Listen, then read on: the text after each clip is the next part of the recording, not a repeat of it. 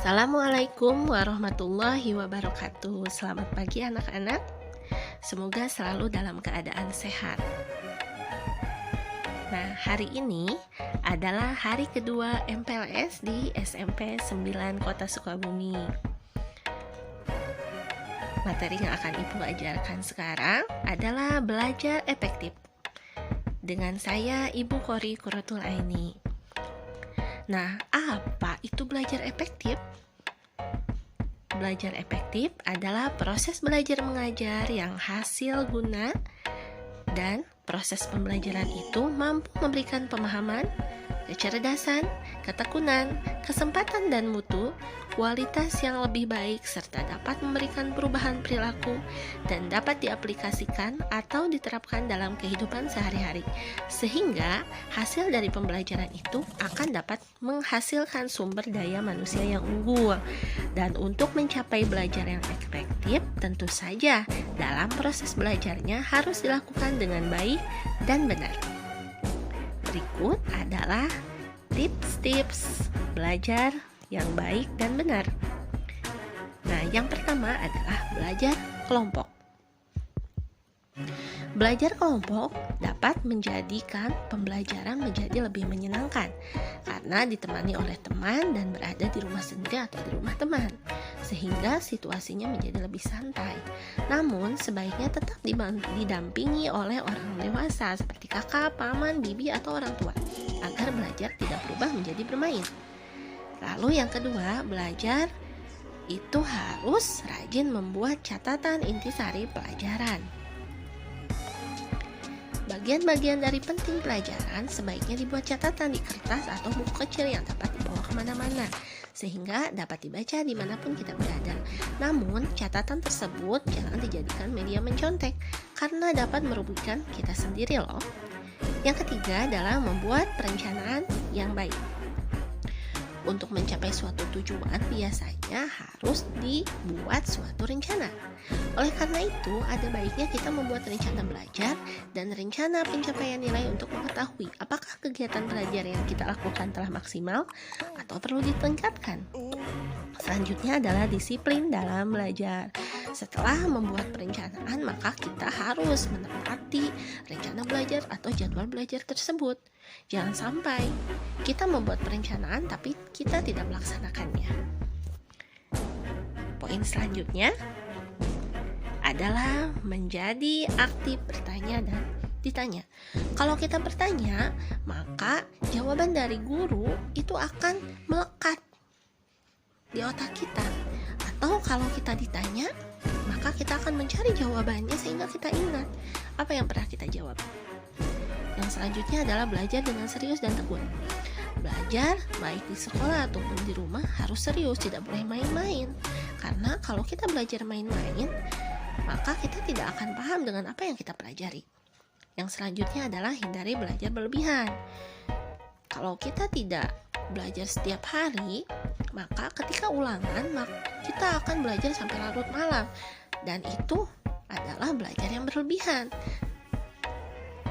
Belajar sampai larut malam akan membuat kesehatan kita menurun. Apalagi dalam kondisi pandemi seperti ini ya nak, maka belajar itu harus dicicil setiap hari. Nah, selanjutnya adalah jujur dalam melaksanakan ulangan. Kalau kita terbiasa tidak jujur atau mencontek, maka kita tidak akan mau untuk belajar. Selanjutnya adalah jadilah seorang pemimpin. Kalau ada teman kita yang tidak mau belajar, maka kita harus ajak dia untuk belajar. Misalnya teman yang dekat dengan rumah kita ya anak-anak. Yang selanjutnya adalah mendengarkan penjelasan guru dengan baik. Apabila guru menjelaskan atau ibu di rumah menjelaskan pelajaran atau kita berdiskusi dengan teman, maka kita harus mendengarkannya dengan baik sehingga kita paham dengan apa yang kita diskusikan atau yang kita pelajari. Selanjutnya adalah jangan malu untuk bertanya. Jangan malu untuk bertanya. Apabila kalian tidak paham dengan suatu materi, maka tanyakan sampai kalian merasa paham ya. Lalu yang ke-12 adalah mengerjakan PR. Nah, ini anak-anak, PR harus dikerjakan saat itu juga. Mengapa? Karena semakin lama kita simpan PR tersebut, maka kita akan semakin malas untuk mengerjakannya. Selanjutnya adalah selalu mengulang pelajaran. Setiap kita selesai belajar dengan guru, maka kita pelajari lagi, sehingga pelajaran itu akan semakin diingat oleh kita. Nah, lalu selanjutnya adalah cukup istirahat, makan, dan bermain. Tadi ya, belajar berlebihan itu ternyata tidak baik anak-anak. Kita harus cukup istirahat dan kita juga boleh bermain. Misalkan kalian suka main game, itu boleh, tapi setelah pelajaran dan tugas selesai. Selanjutnya adalah banyak berlatih pelajaran yang kurang kalian sukai. Kalau kalian tidak menyukai suatu pelajaran, maka jangan dihindari. Justru kalian harus banyak berlatih sehingga kalian bisa, karena semua pelajaran yang diajarkan di sekolah itu bermanfaat untuk kalian. Nah, selanjutnya adalah ikuti kegiatan ekskul kesukaanmu. Misalkan kalian suka pelajaran matematika nih, ikuti kegiatannya. Di sekolah, di SMP 9 itu ada ekskul matematika, kalian bisa ikut. Atau kalian bisa ikut olahraga untuk yang menyukai olahraga, misalkan bola, voli, atau yang suka PMR, atau yang suka ekskul yang lainnya, kalian bisa. Karena di SMP 9 ada berbagai ekskul yang bisa kalian masuk dan kalian pelajari di sana ya. Nah, selanjutnya adalah mencari seorang pembimbing yang baik. Kalau di sekolah tentunya ada guru ya. Nah, kalau di rumah kalian bisa dengan orang tua atau dengan kakak. Ya, selanjutnya jangan suka mencontek teman. Ya, sama dengan yang tadi ya, nak.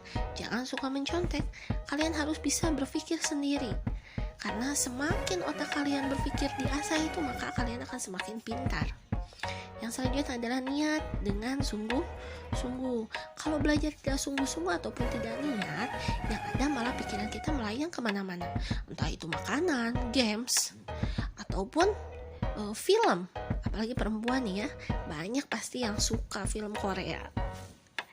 Nah, itu boleh-boleh saja, tapi seperti yang tadi, kalian boleh menonton, kalian boleh main games, kalian boleh makan, tapi setelah belajar dan tugas kalian selesai. Yang ke-20 adalah lokasi dan situasinya harus kondusif. Nah, jadi cari lokasi belajar yang tidak ramai, tidak bising ya anak-anak. Selanjutnya, hindari sikap tidak jujur. Sama, ini diulang-ulang terus ya nak ya. Karena banyak siswa yang tidak mau belajar, mencontek saja. Nah, ternyata sikap tidak jujur atau mencontek membuat kita malas untuk belajar. Yang kedua adalah metode imitasi. Kalian bisa melihat guru sewaktu menerangkan atau mengerjakan soal latihan soal, dan kalian bisa ikuti itu sebagai contoh. Nah, yang ke-23 adalah trial and error. Nah, maksudnya begini ya anak-anak. Kalau kalian mempelajari sesuatu tapi tidak mengerti satu kali, kalian jangan menyerah. Terus pelajari sampai kalian bisa. Nah, untuk yang ke-24 adalah conditioning. Maksudnya pengkondisian. Jika kalian mengkondisikan kalian belajar dengan baik, maka kalian akan dapat dengan mudah mempelajari materi yang kalian pelajari. Yang ke-25 adalah metode berpikir. Yang tadi, semakin kalian diasah untuk berpikir, maka semakin kalian mampu menyelesaikan masalah ataupun soal-soal dari yang mudah sampai ke yang paling sulit. Oke, selanjutnya mulai dari hal yang kecil. Contohnya, kalau kalian mengerjakan soal, cari dulu soal yang kalian bisa. Jangan terpaku pada soal yang sulit.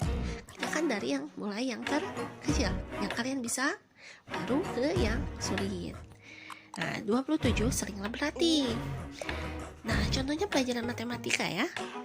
Semakin kalian sering mengerjakan soal, maka semakin kalian pandai untuk menyelesaikan soal.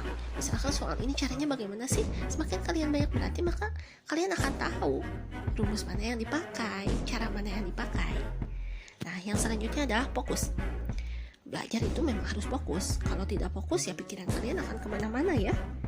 Yang ke-29 adalah mohon bimbingannya. Nah, karena itu sebelum belajar dan setelah belajar, kita harus berdoa. Semoga Allah memudahkan kita untuk menerima pelajaran yang sedang kita pelajari. Nah, Nah, selanjutnya yang terakhir adalah menggunakan media dan sumber yang relevan. Maksudnya apa?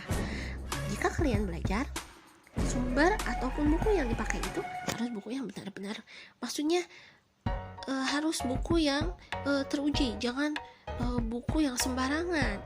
Bahkan di sekolah kan sudah disediakan bukunya ya. Kalian bisa mencari informasi dari yang lain, tapi jangan yang hoax. Selanjutnya, ternyata selesai anak-anak. Nah, setelah kalian mempelajari semua materinya, ada tugas nih dari ibu. Yang pertama, resume. Maksudnya apa? Coba kalian tulis poin-poin penting dari materi pelajaran yang telah kita pelajari. Lalu yang kedua, pengalaman kalian nih.